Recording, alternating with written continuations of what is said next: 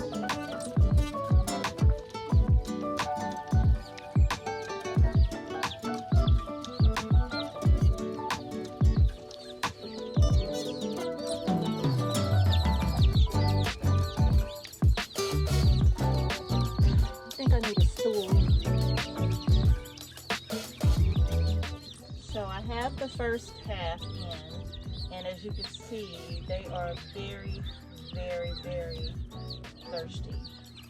So I'm giving them a little opportunity to drink, and then I'm going to start gathering these babies over here. They are a little on the chewy side, so I'm going to start gathering them and getting them in.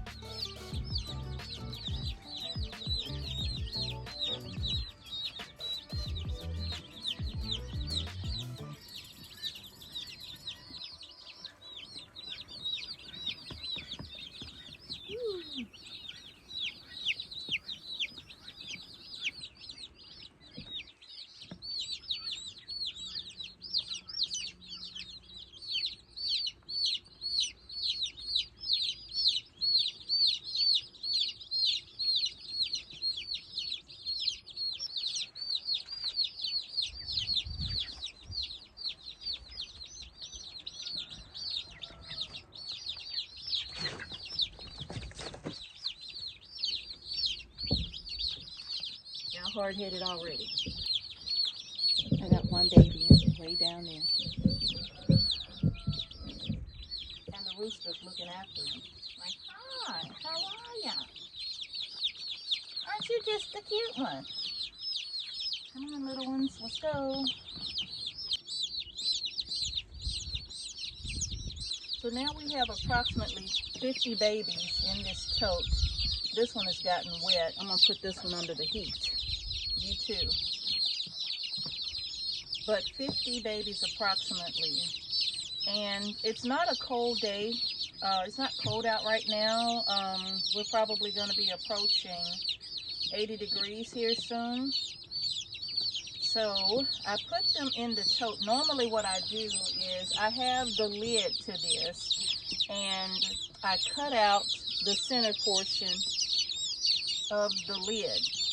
And I have a piece of white roll cover that I cut out to fit over this. And that way, if it's like really, really cold, I put the row cover over the top and I put the lid on and it holds it in place, okay? So this tote is for when they first come in, okay? Like I said, I had the lid, so if I didn't put them inside of the big brooder right here, then they would be in this tote inside the house in my laundry room. And they would gather under the heat plate here, and you can see they're cold. They would gather under the heat plate, and there's plenty of room for them. You see the box they came out of, right? So they're going to be packed in here tight, and that'll help hold in the warmth, especially at night.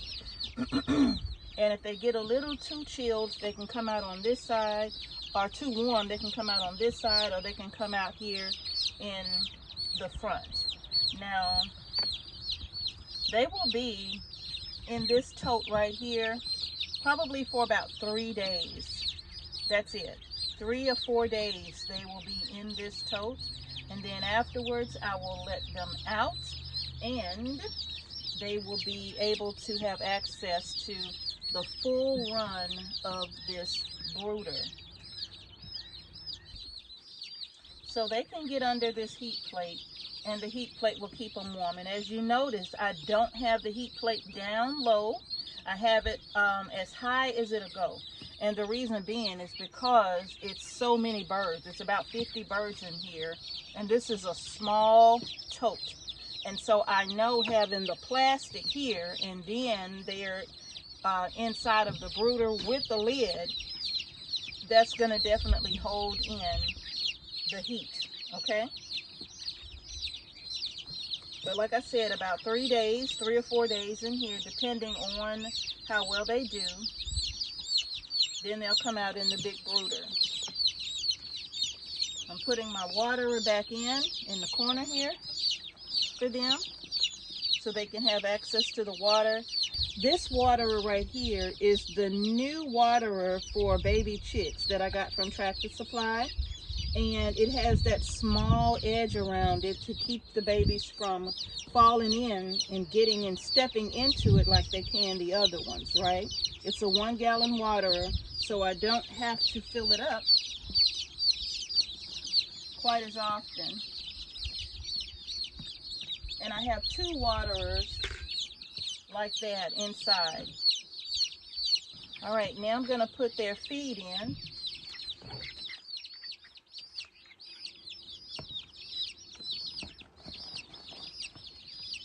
And they can come out and eat whenever they're ready.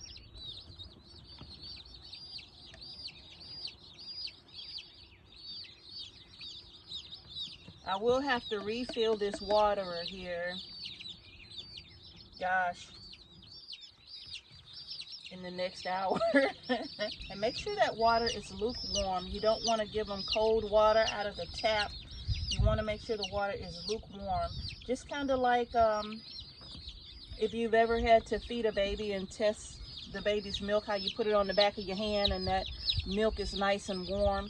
It's the same for these baby chicks right here. These are babies. So you want to make sure that water is lukewarm when you give it to them so it doesn't chill the birds, okay? You don't want them getting too cold.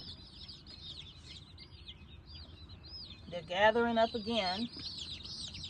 Let me see how warm it is under here. Yeah, it's definitely warming up. So, yeah, that plate underneath is nice and warm. So they just need to, and this one is stepping in the water. And sometimes they step in that water and they get cold and they don't move. They just sit there balled up. So you gotta keep an eye on them. And I'll probably be checking on these babies all throughout the day. And these are all males, by the way. These are the Cornish cross meat birds. So these are our meat birds right here that we're going to be raising for the year. But we have a different bird that is on the way. Now these birdies right here, it's only 3 of them. And they've been in this brooder since we got them. They started in the tote just like these. under this heat plate, as you can see. They pooped all over the top, but I got it off as best I could. But they started here. Look at them. Gathered up here again. Go underneath the heat. Go underneath the heat. Go underneath the heat plate. Heat plate. Heat plate. As you can see, the brooder is plenty big enough for them to still be in here along with this tote. Okay, they still have plenty of space. It's just 3 of them. Now, initially it was 20, and these are American breast chicks. Okay, get a little closer. Nobody's bothering you. These are our American breast chicks that we purchased from North Star Farms. Now, they were shipped in very early March, and we had a real bad cold snap come through the week that they shipped. Like, they shipped, weather was fine, I believe, and then boom, all of a sudden we're down in the 30s. And so out of the 22 that she sent, these were the only 3 that survived.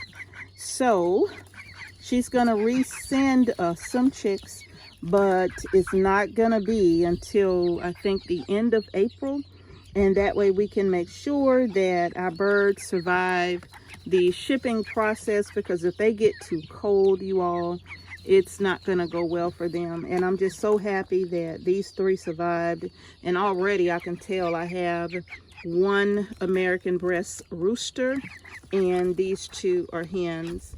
So I'm glad about that. They could have all been roosters.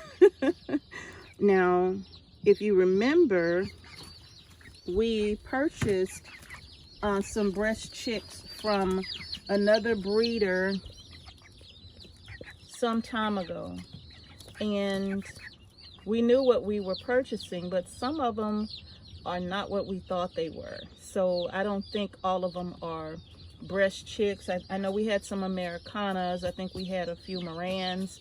And so I think we have some breast chicks that are, they look like they could be part Moran as well. So I don't know. But we just decided to purchase the white American breast from North Star Farms, and Jen over there has been very, very, very helpful with me trying to make sure that we had as many to survive as possible, and all that did not survive, she is happily replacing them for us. So I'm very, very glad about it. So we have these 3, and we have 20 more that we're going to get from her, and that will start our flock of American breast chicks. This is a small, cozy space for them.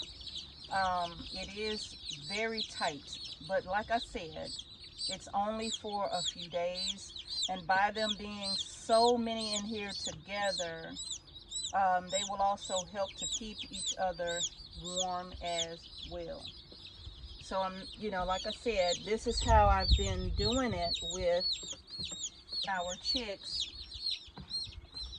making it so that it's impossible for any of the birds to get chilled overnight, because it is such a tight space, and I'm making it so that they have no real place to go. They have to stay either under the heat or they can come out here, but that literally is it. And because the temperatures at night are getting into the 40s right now, and so by them being in the 40s, I don't want these birds to get cold.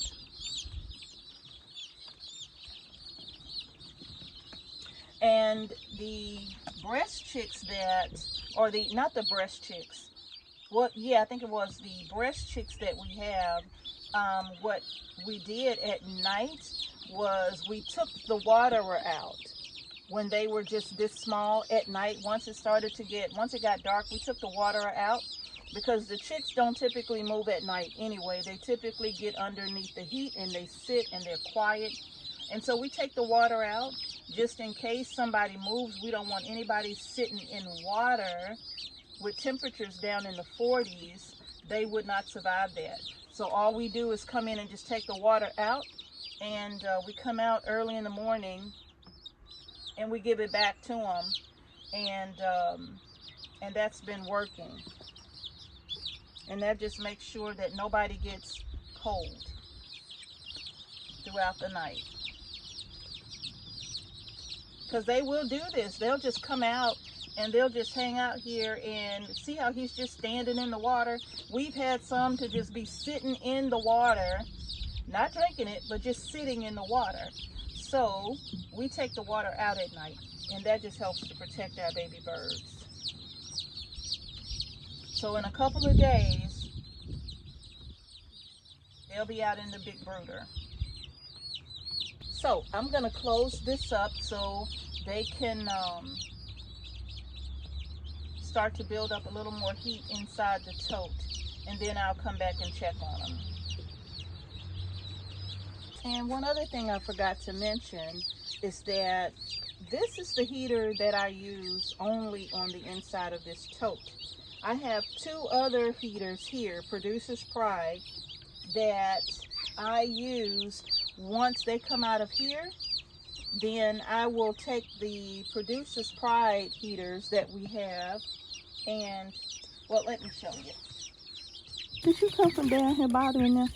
All right, let's talk about this brooder. First off, the brooder is about 2 feet wide and 8 feet long. Very easy to put this brooder together. I actually need to paint this brooder once it's empty, but it's it's 2 feet wide, 8 feet long. It's primarily wrapped in hardware cloth with the exception of the back. The back is the only side that has a small piece of ply on the back. Well, it's not really ply, it's like a panel on the back. But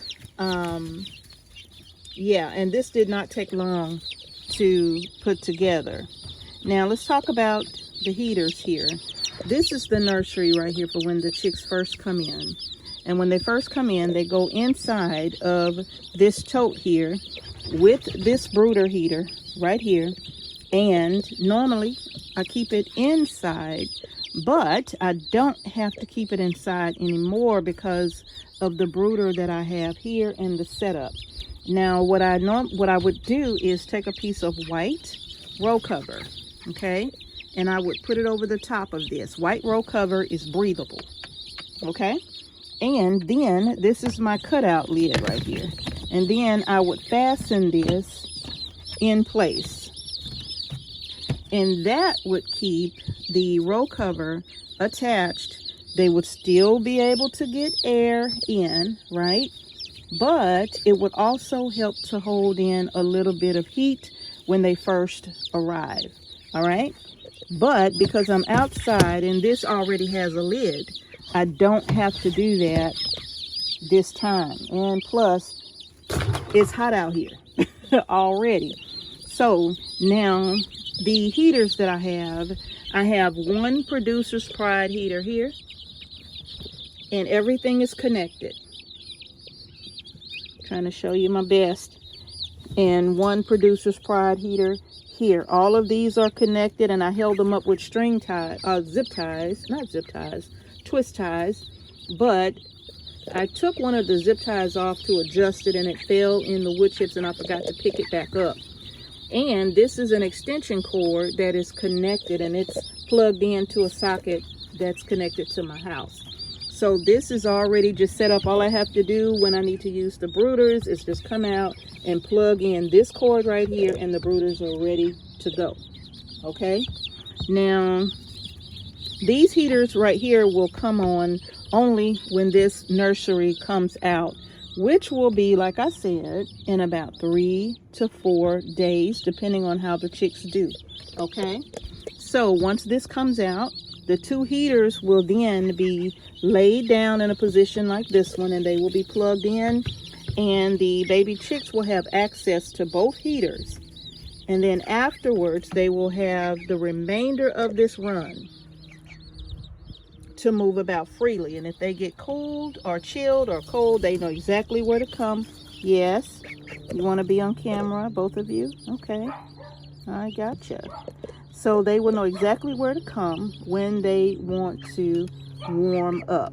Okay, so, and then again, these waterers are absolutely fantastic.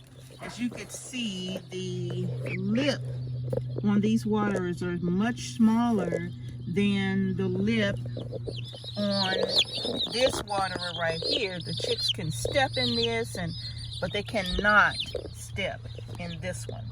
So this is a much better waterer, and these are the waterers that we picked up from Tractor Supply almost a month and a half ago for our new baby chicks when they first got them in. So these are our white American breasts. These babies are 6 weeks old today, actually.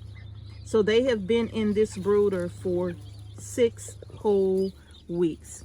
And if it was 50 of them, there's no way they could have been in here. But because it's just the 3, we were not in a hurry to take them out. We're letting them grow and get nice and big and strong. And yeah. Yes, girl, yes. And so they are,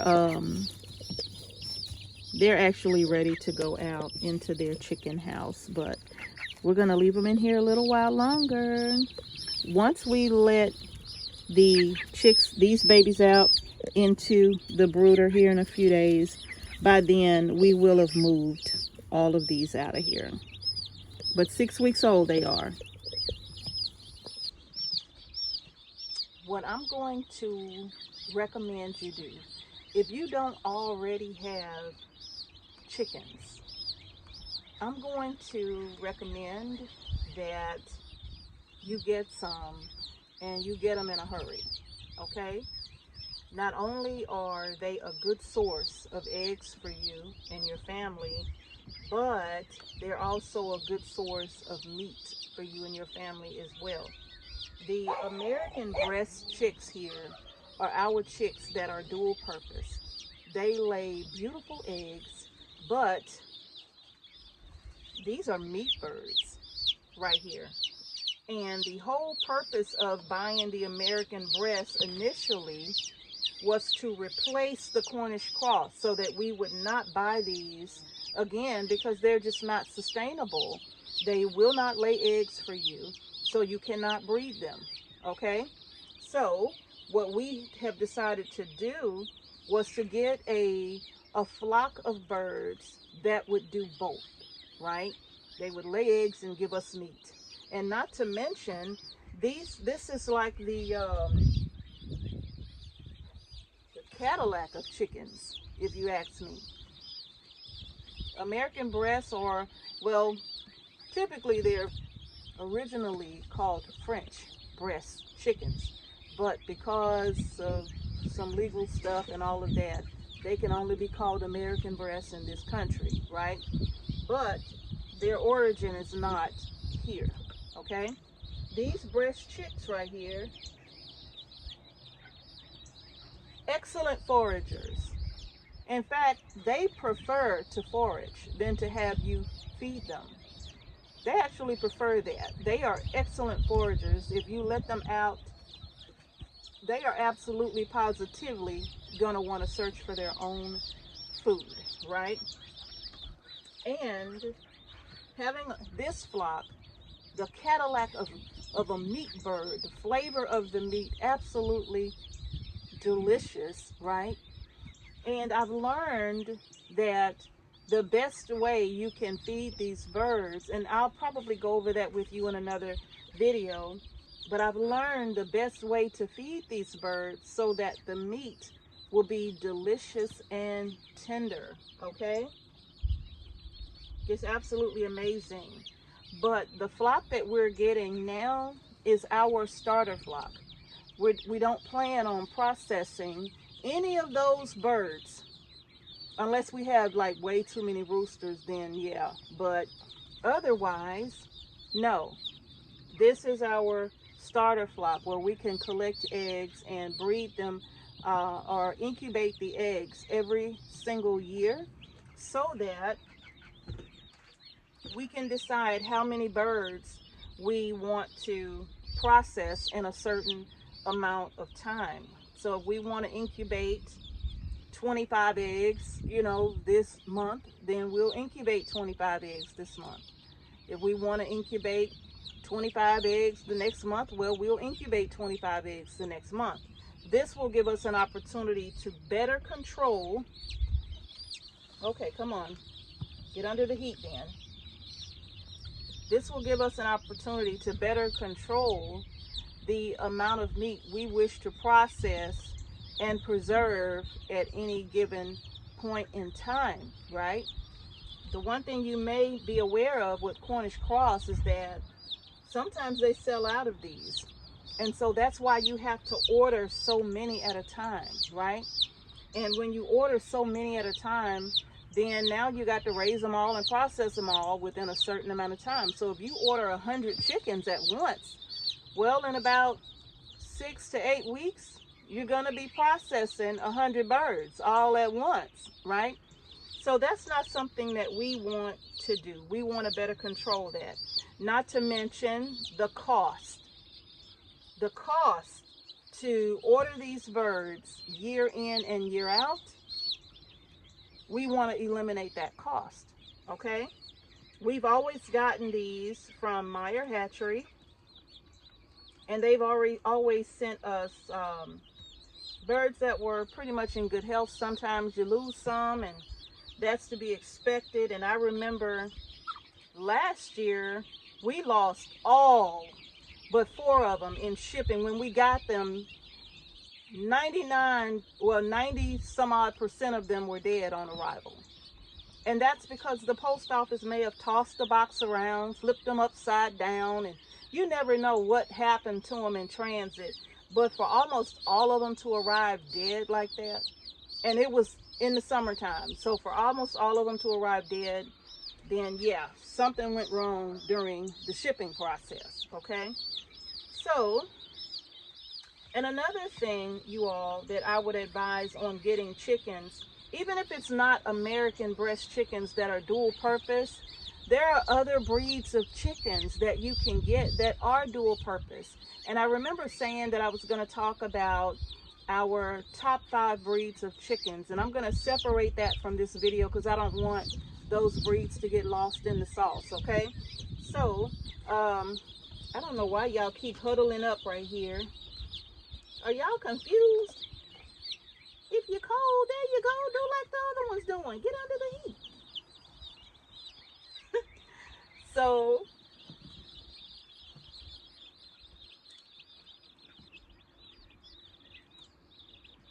but anyway, you all, we'll talk about those breeds here soon. And choosing breeds for your family during this time, I can tell you right now, is probably one of the most important decisions that you can make for your homestead at this time. Because of the time that we are living in, I just strongly recommend that sources of food that you can get for your family, now is a perfect time to do that. If you have a space where you can put a mini coop, they have mini coops everywhere now. Everybody's making them. You can find them on Facebook Market. You can find them on Etsy. You can find them at Tractor Supply. I even saw one at Home Depot one time. Could have been Lowe's, but I seen them at one of those stores, right? You can even get a mini coop. It's a little coop. It only holds about 3 chickens or something like that. And you don't need a rooster. If you're just trying to collect eggs just to have eggs only, you don't need a rooster. But if you're trying to collect eggs to have them fertilized so that they can hatch out their own babies, and if they're dual purpose, you have an extra source of protein for you and your family. If you don't have chickens, it's the easiest thing in the world that you can start with. I'm going to advise you do that right now. There are 2 hatcheries that I'm going to recommend to you that I always use just for regular chickens. The first is Ideal Poultry.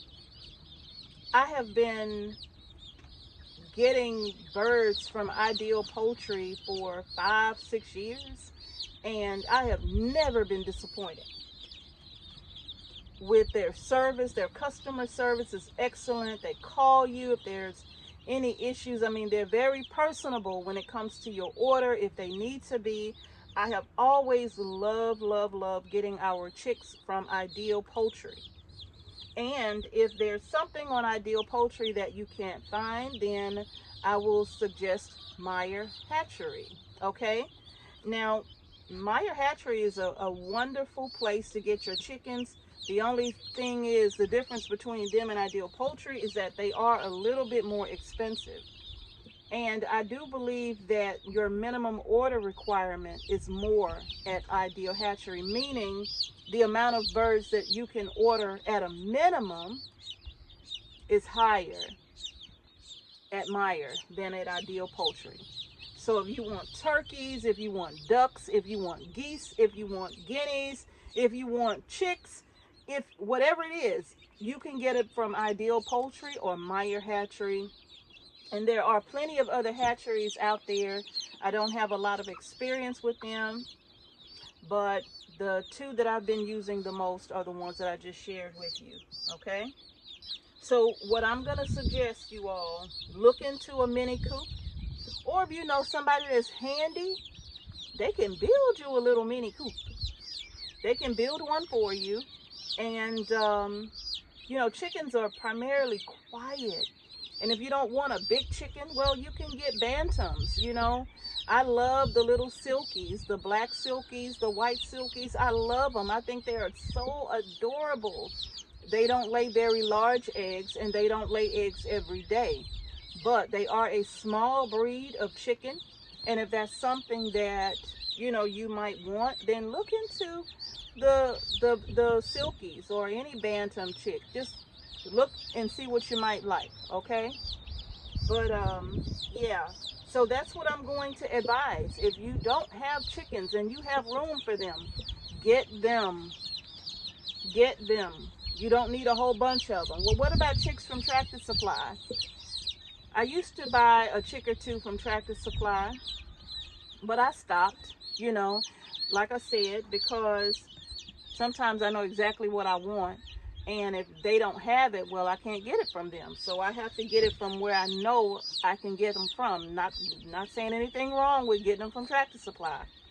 But sometimes there's certain breeds that I know that I want, and I'm going to go over those breeds with you in the video of my top 5 chicken to have. And I'm not going to include the American breasts in that. And yes, these American breasts from North Star Farms, yes, they are expensive. I'm not going to tell you they're not expensive, because they are expensive. But once you buy them once and you maintain them, you take care of them, you keep them safe from predators and whatnot, then you don't have to buy them again. You don't have to buy them again. When I think about people who survived the Great Depression, and I think about some of their struggles, you know, my great aunt, bless her heart, she told me she didn't even, as a child, she didn't even know there was a Great Depression going on. Because she said my big mama and her grandmother, they just made sure that there was always something to eat. She didn't even know it was a Great Depression, because she don't remember being hungry. And it could have been, but she don't remember it. She just remember they had food to eat. She said, Mama always took care of us. Mama always made sure we had food to eat. Bless her sweetheart. She's almost 100 years old. You can see what's going on in the world with just so much uncertainty. Start now. This is a part right here of the year without the grocery store challenge. 1 year without the grocery store.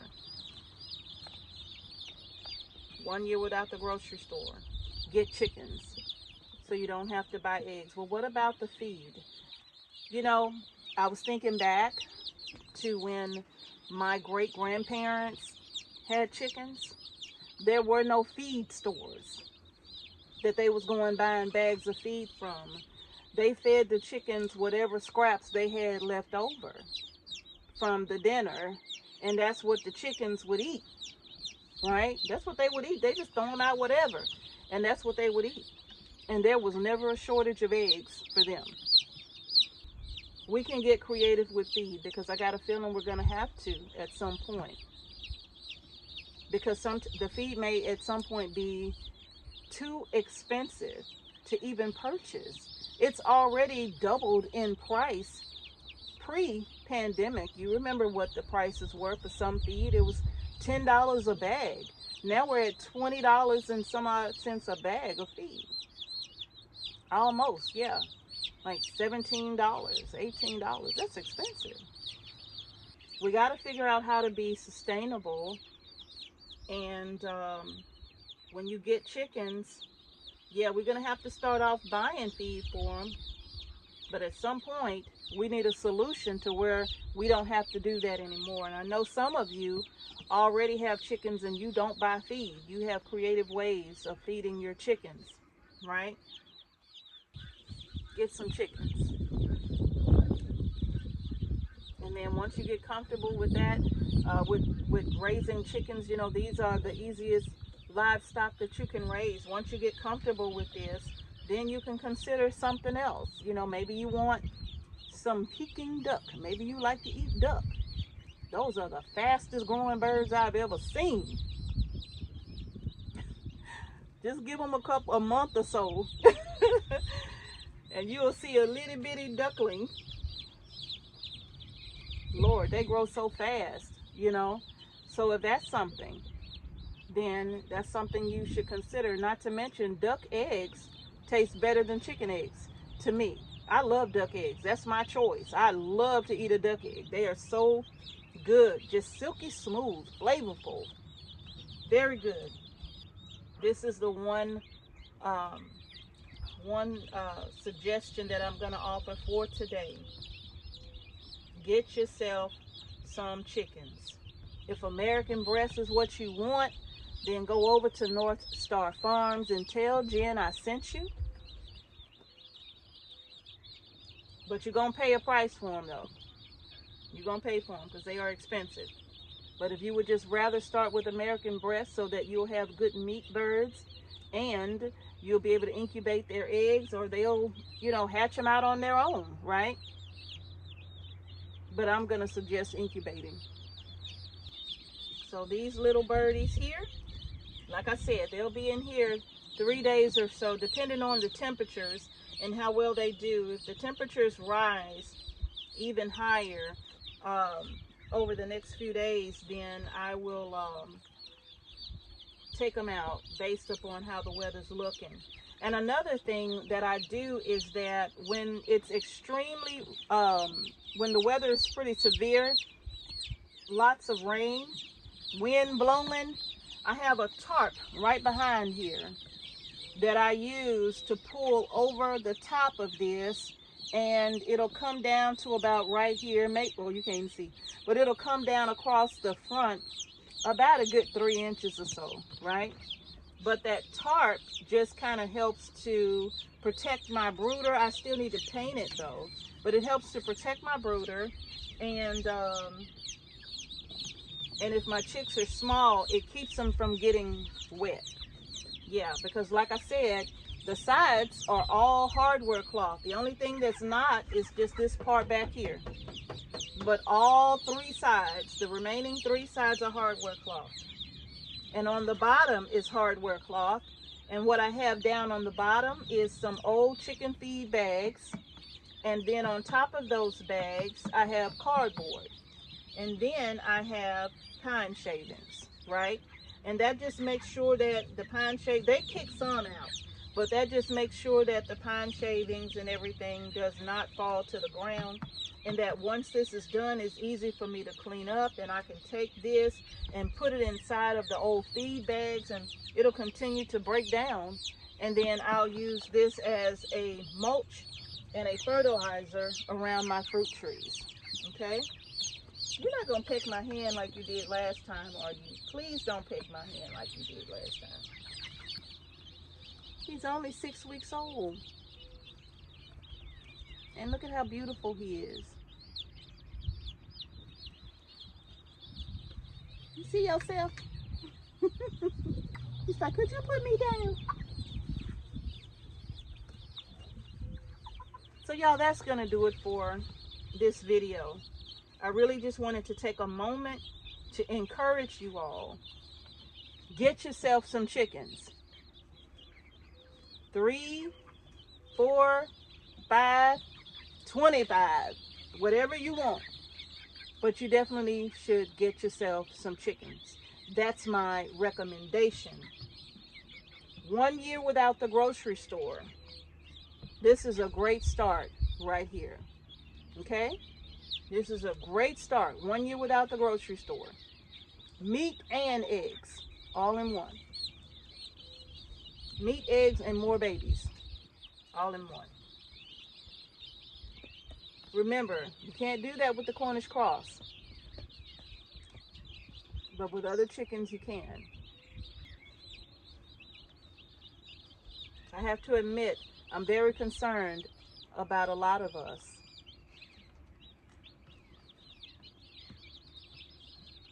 Because a lot of us are not preparing like we should.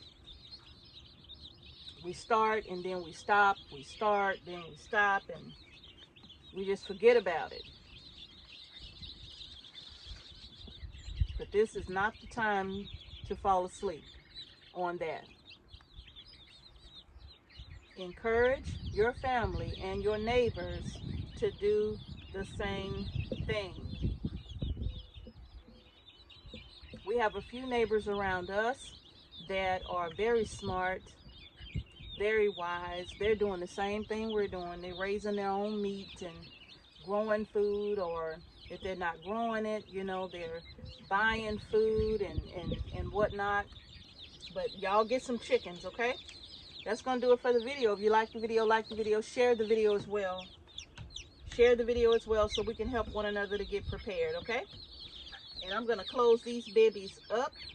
So thank y'all for watching Homestead Heart. Peace and blessings to each and every one of you. And I'll see y'all in the next video. Y'all got to prepare for 1 year without the grocery store. And if you know like I know, you'll start on it yesterday.